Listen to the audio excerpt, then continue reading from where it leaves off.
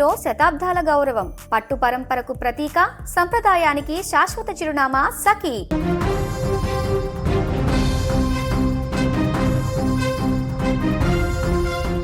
ప్రపంచం అంతమైపోతుందేమో అనిపించింది. చుట్టూ కేకలు, కన్నవారి కోసం పిల్లల రోదనలు, క్షణాల్లో కళ్ళ ముందే బూడిదైపోయిన జీవితాలు. ఇవి ఏవో సినిమాలో డైలాగులు కావు.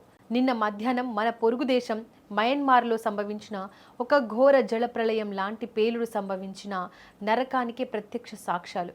మైనింగ్ కోసం నిల్వ ఉంచిన పేలుడు పదార్థాల డిపో ఒక్కసారిగా పేలిపోవడంతో పచ్చని గ్రామం కాస్త శ్మశాన వాటికగా మారిపోయింది. కేవలం కొన్ని సెకండ్లలోనే 55 మంది అమాయకుల ప్రాణాలు గాల్లో కలిసిపోయాయి.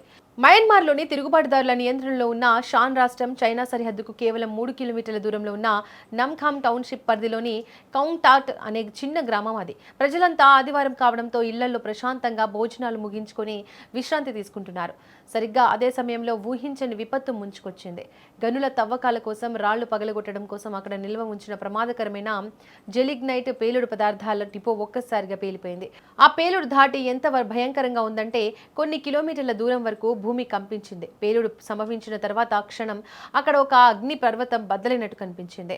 దట్టమైన పొగలు ఆకాశాన్ని కమ్మేశాయి. ఆ డిపోకు సమీపంలో ఉన్న సుమారు 100 ఇళ్లు ఒక్క క్షణంలో పూర్తిగా ధ్వంసమైపోయాయి. ఇటుకలు, సిమెంట్ దిమ్మెలు గాల్లోకి లేచిపడ్డాయి.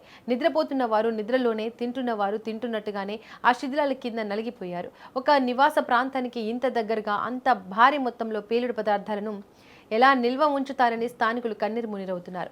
ఒకే ఒక్క ప్రమాదం వందలాది కుటుంబాలను రోడ్డున పడేసింది. ఈ ఘోర ప్రమాదంలో ఇప్పటి వరకు అందిన సమాచారం ప్రకారం 55 మంది ప్రాణాలు కోల్పోయారు. అందులో 30 మంది పురుషులు, 25 మంది మహిళలు ఉండగా వారిలో 6 అభంశుభం తెలియని చిన్నారి పిల్లలు కూడా ఉన్నారు. వారిని రక్షించేందుకు కనీసం అవకాశం కూడా దక్కలేదు. మరో 74 మందికి పైగా తీవ్ర గాయాలతో నమ్ఖామ్ జనరల్ ఆసుపత్రిలో మృత్యువుతో పోరాడుతున్నారు. ఆసుపత్రి బెడ్లపై ఉన్న బాధితులు తమ తల్లిదండ్రులు ఏమయ్యారో, తమ పిల్లలు ఎక్కడున్నారో తెలియక ఏడుస్తున్న దృశ్యాలు చూస్తే ఎవరికైనా కన్నీళ్లు ఆగవు. మేము మొదట ఆర్మీ వాళ్ళ బాంబు దాడి చేశారేమో అనుకున్నాం, కానీ చూసేసరికి మా ఇళ్లే కూలిపోయాయి, మా వాళ్ళు శవాలుగా పడి ఉన్నారు అంటూ ఒక బాధితురాలు ఏడుస్తూ చెప్పిన మాటలు అక్కడి భయానక పరిస్థితికి అద్దం పడుతున్నాయి. ప్రమాదం జరిగిన వెంటనే నమ్ఖామ్, మూసే ప్రాంతాలకు చెందిన దాదాపు డజనుకు పైగా సామాజిక సేవా సంస్థలు రంగంలోకి దిగాయి. శిథిలాలను తొలగిస్తూ ఇంకా ఎవరైనా ప్రాణాలతో ఉన్నారేమో అని వెతుకుతున్నారు.